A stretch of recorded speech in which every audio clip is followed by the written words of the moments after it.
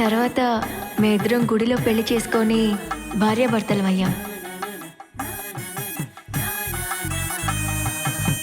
2 సంవత్సరాలు చాలా సంతోషంగా ఉండేవాళ్ళం.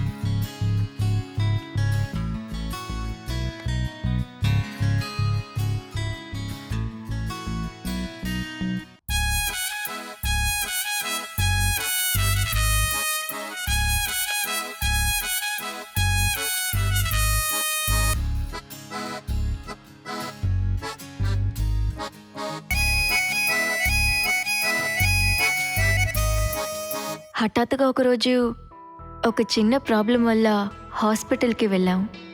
అక్కడ మాకు పిల్లలు పుట్టరని చెప్పారు.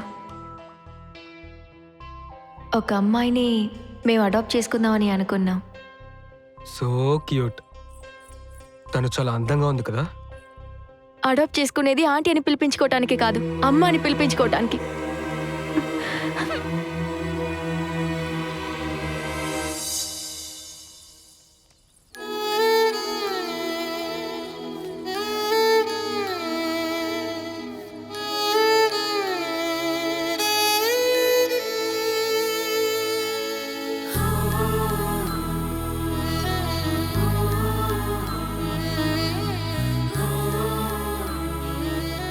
ఆ రోజు మా ఇద్దరి మధ్య గొడవ జరిగింది.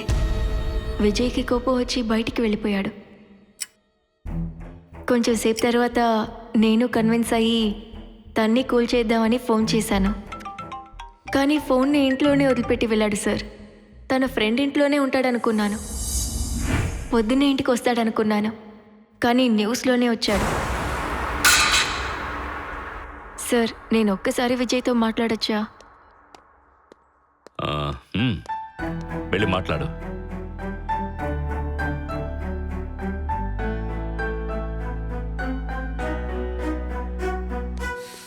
ఎలాగలాగో కొంచెం రిలాక్స్ అయిపోయాడు. చాలా నెమ్మదిగా ఉంది. దేవుడా. విజయ్, ఓమా ప్రశాంతంగా దమ్ము కూడా కొట్టనివ్వట్లేదు. విజయ్,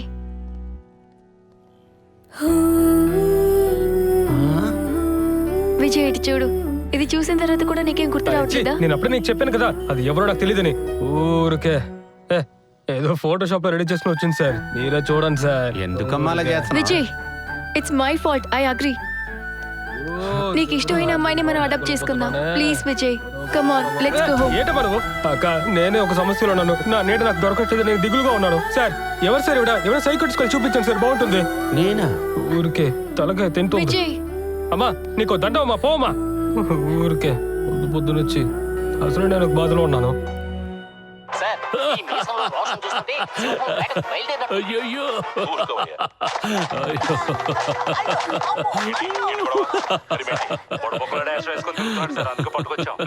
ఎవరా నువ్వు?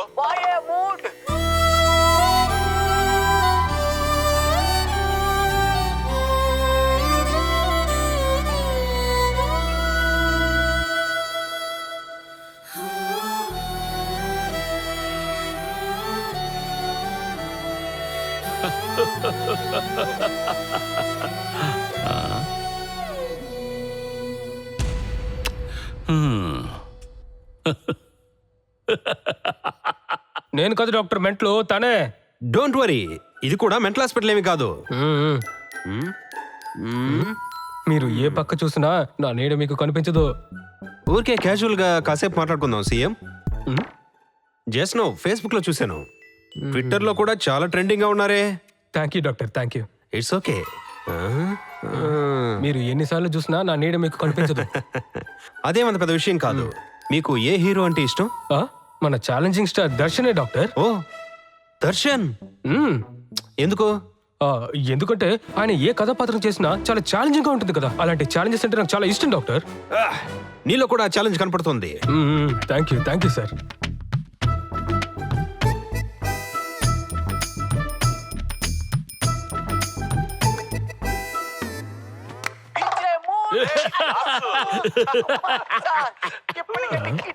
సార్ రండి. Now he is perfectly all right. He is not playing any games. ఓ, అయితే మరి ఈ నీడ సార్ నేను ఇతన్ని ఇంటికి తీసుకెళ్తాను. ఎవరైనా బ్లాక్ మ్యాజిక్ చేశారో ఏమో, మంచి మాంత్రికుడి దగ్గర ట్రీట్మెంట్ ఇప్పిస్తాను. బ్లాక్ మ్యాజిక్ లేదు, రెడ్ మ్యాజిక్ లేదు. ఏమా కొంచెం చదువుకున్న దానిలో మాట్లాడు. చూడు, అతన్ని నీతో పంపించడం కంటే ఇక్కడ ఉంచడమే మంచిది. ఇప్పుడు నేను వదిలినా బయట మీడియా వాళ్ళు వదిలిపెట్టరు. ఈ న్యూసెన్స్ కావాలా నీకు? సమస్య సద్దుమడిగిన తర్వాత నేనే ఇతన్ని నీ ఇంటికి పంపిస్తాను. నువ్వు వెళ్ళొచ్చు.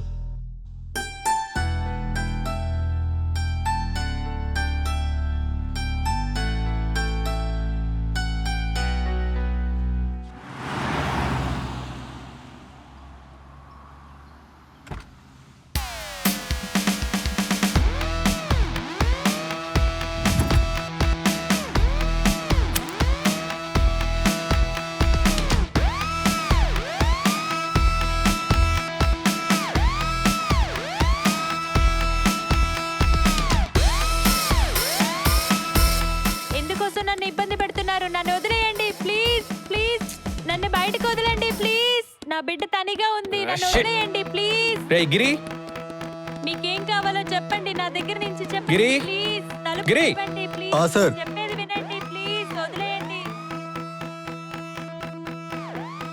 ఏమైనా తిన్నదారా అది? ఒక్క చుక్క నీరు కూడా తాగలేదు sir. No, this is not fair Giri. ఇంకా 3 రోజులు బతికే ఉండాలి. దేవుడికి బలిచ్చే మేకే కదా అని ఊరికే చూస్తూ ఉంటావా? తిండి పెడతాం కదా, ఇది కూడా మనం బలివబోయే మేకే. వెళ్ళి తినిపించు. అలాగే సార్. బాగా తినిపించు. Okay sir.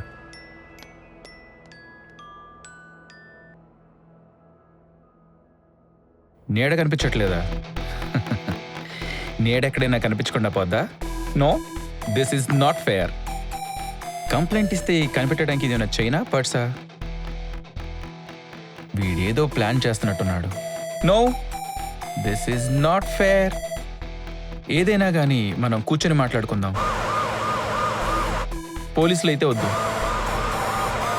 వాడికి ఏదో నచ్చ చెప్పి పోలీస్ స్టేషన్ నుంచి బయటకు తీసుకురండి.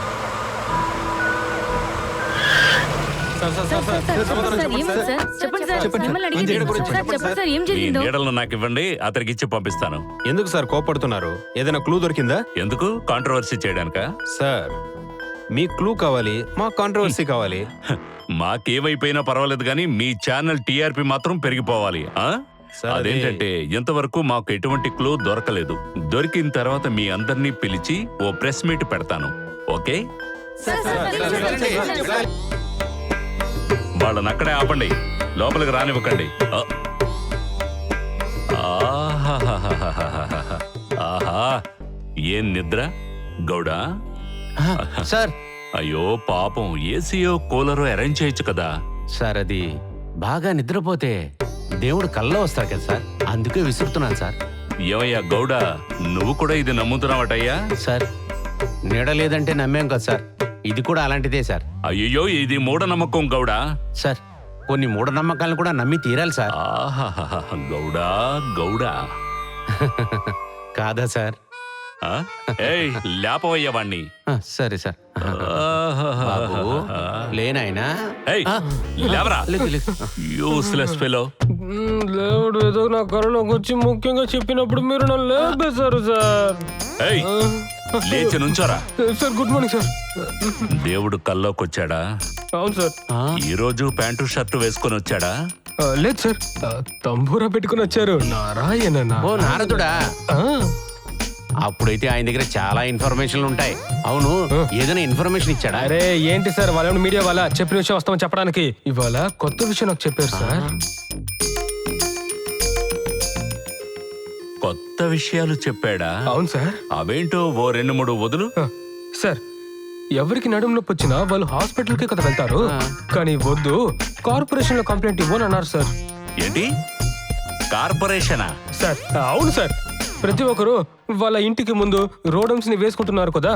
సిటీలో కాస్త హంసని ఎక్కువ అవడం వల్ల మనుషుల వీపంతా నొప్పి పెరిగిపోతున్నట్టు సార్. నిజమే కదా. ఏయ్ గౌడా, సార్ నువ్వు మూసుకుని ఉండవయ్యా. సరే సార్.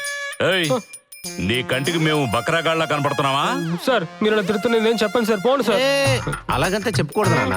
గౌడో, సార్ అలాగే అడుగుదాం సార్, ఏదైనా క్లూ దొరుకుద్దేమో. కొంచెంసేపు మాట్లాడండి, విందాం. నువ్వు చెప్పు నాన్న. Sir last week Gandhinagar road లో ఒక బైక్ యాక్సిడెంట్ జరిగింది కదా, అది యాక్సిడెంట్ కాదు మర్డర్ అని చెప్పారు సార్. ఏంట్రా? అది యాక్సిడెంట్ కాదు మర్డర్ అంట సార్.